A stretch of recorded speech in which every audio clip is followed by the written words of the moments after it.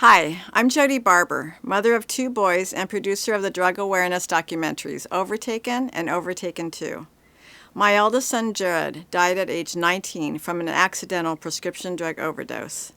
If I knew then what I know now, maybe my son would be here today. 320,000 kids will die this year directly related to drug and alcohol abuse because they don't understand the outcome from using these substances, and parents are unaware and uneducated as to what's happening with their children and teens.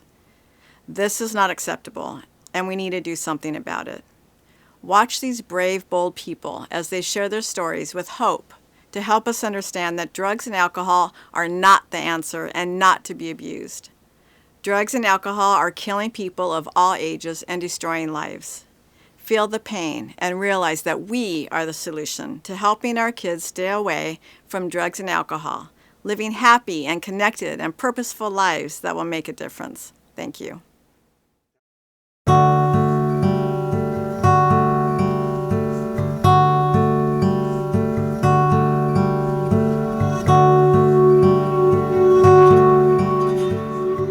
Parents have to be very involved in their children's lives, and the discussion of the ramifications of drug abuse needs to begin at home at the earliest possible time.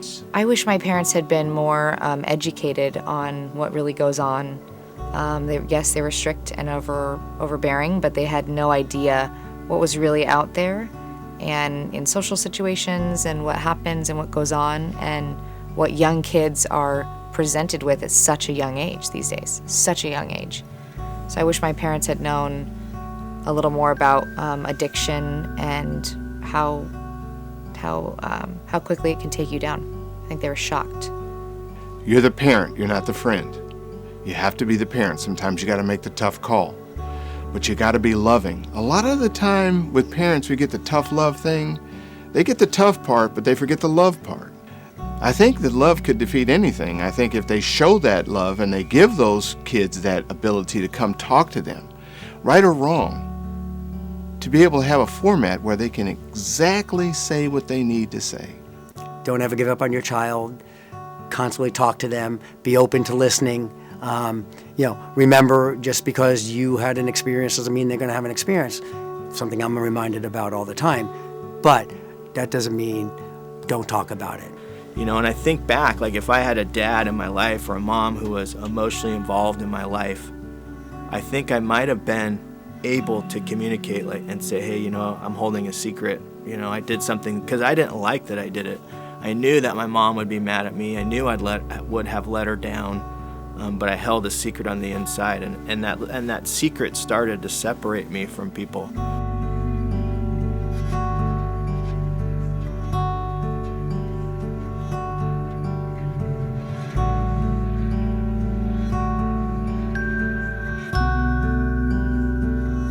My father was a drinker and verbally abusive to my mom, and I didn't have any outlet to talk about that. I was afraid that if I said anything at school or to a teacher or a friend or their parents that they would split my family apart. I didn't want that. I didn't want to rock the boat. I was always walking on eggshells. I could never communicate or have an outlet for me to speak how I felt, and I bottled that up inside for years. I felt uncomfortable, and I didn't know what to do to make it feel better. I didn't know. There wasn't hugs at the house. There wasn't a lot of love at the house. I don't even remember my parents ever even touching me. I think the problem for the youth today is that many people give up around adolescence on their children. They're like, well, there's nothing I can do now anyway. They're already baked.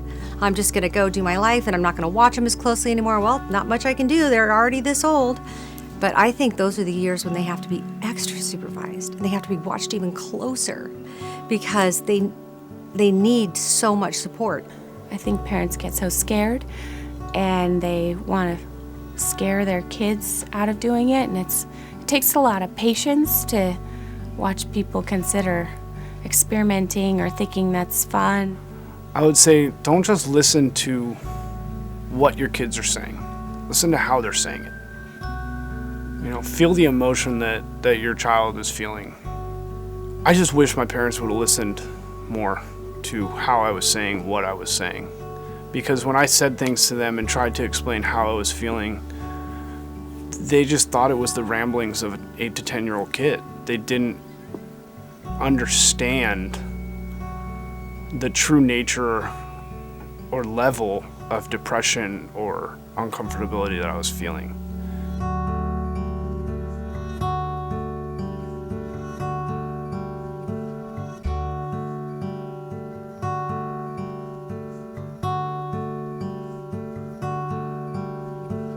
The children that are involved in extracurricular activities, sports, student government,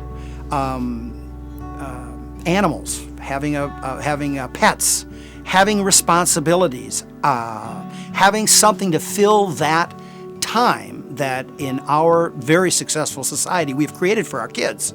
That time has to be filled with something other than parties and gatherings with other kids, because that's a dangerous environment where drugs can be introduced very easily. I think it often is.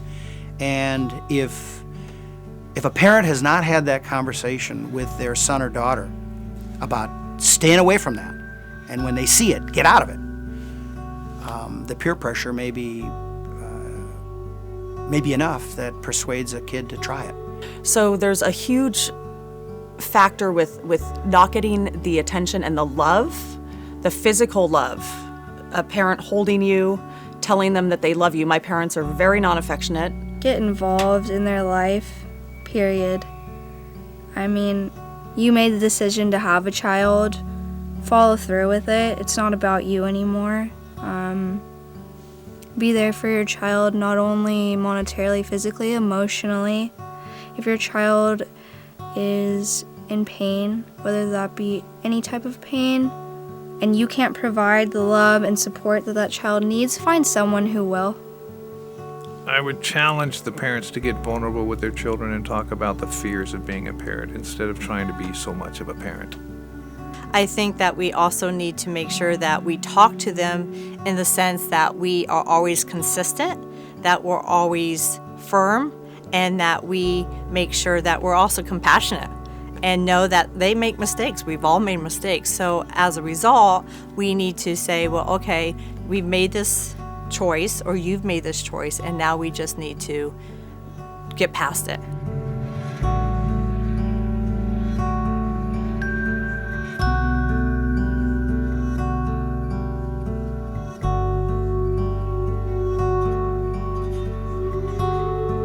The most interesting things about human nature is if you hide something from somebody, it only increases their curiosity. By creating an open door of communication between you and your children, you are now saying, there's no big secret. If you don't expose them to it, they're gonna go get it from people who don't have their best interest. You earn the trust of your kids. And that was mind-blowing for me, because kids are going to make decisions one way or another that aren't awesome. You know, whether it's drugs and alcohol, whether it's other things that it might be. But if they know that they can trust you through the good and through the bad, if they know that they can come to you and talk to you, that's the biggest win for you. Because creating that safe place for them to be able to share their feelings, share their hurt, share their pain, share their temptations, share their bitterness. If they know they have a safe space that they can trust you with, that will be an incredible foundation for your kids to not necessarily have to find those things elsewhere. They need you more than ever, and you know, they don't mean what they say if they tell you that they hate you and they don't need your help, because really deep down inside they're lost and they're just trying to find their way. We have to be on top of what they're doing and who they're seeing and what they're texting and what sites they're on and who they might be talking to that could be dangerous for them. So today, if I'm the parent of a young adult I'm concerned about their decisions, I want to open the lines of communication and let them know they can talk to me about whatever they want, whenever they want, and I'm gonna love them anyway.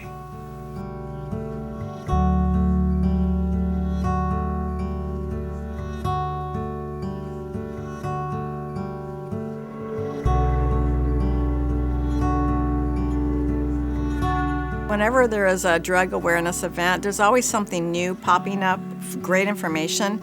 Show up, go to these events, and listen in and get educated.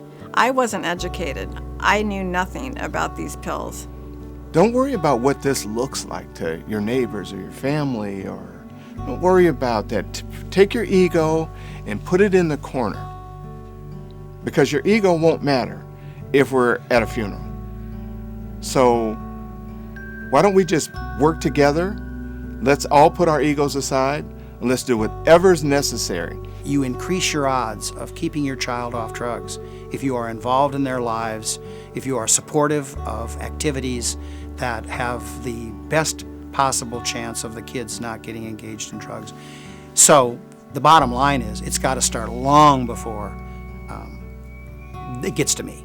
Teens start using drugs to feel less distress emotionally and to connect with people, but when they use drugs, the opposite happens. They end up creating a world of more distress and they become more isolated from others. The very things that they're trying to correct, their life becomes more distressful. So I think obviously, the whole program Stop Before You Start is an amazing concept. I think they need to reach out for help. Not everyone knows. I think teens are really good at hiding things. So reaching out for help when they need it, there are people that can help them, whether it's a friend, a parent, a friend's parent, a school teacher, counselor. There are people out there that can direct them in the right direction and reaching out for help before it's too late.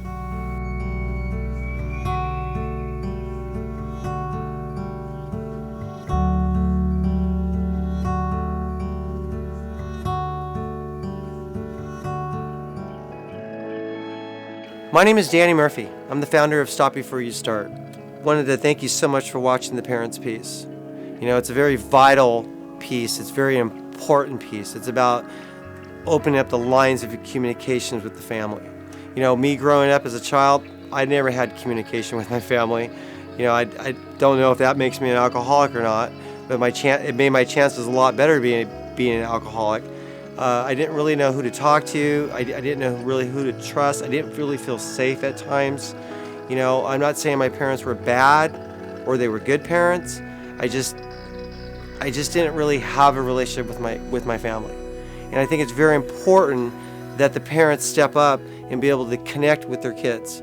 I think it's very important to know what they're doing in their lives. Pay attention. Since I watched the documentary film, I put the phone away when I pick up my son from school.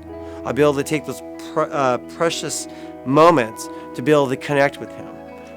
Whatever times that is throughout the day, maybe we could just put something aside, the phone, your job, whatever that is, and just take time for our kid. If it's a few minutes, it's better than no minutes at all. Because those moments, the kids will always remember. My kid will not remember that I bought him 20 different things at Target. What he'll remember when he was crying and he needed me, that's what he's going to remember. He's going to remember the times when I was able to be there for him. And it's really important that we do that. We keep the lines of communication open to our children. It's very important, and it's very important that your children feel safe to be able to share what's going on with them. What I'm asking for is that this is a we group. We need support upon this. We need to be able to provide, to be able to carry the message everywhere, to let people know that drugs and alcohol kills people, and it also destroys families and destroys relationships.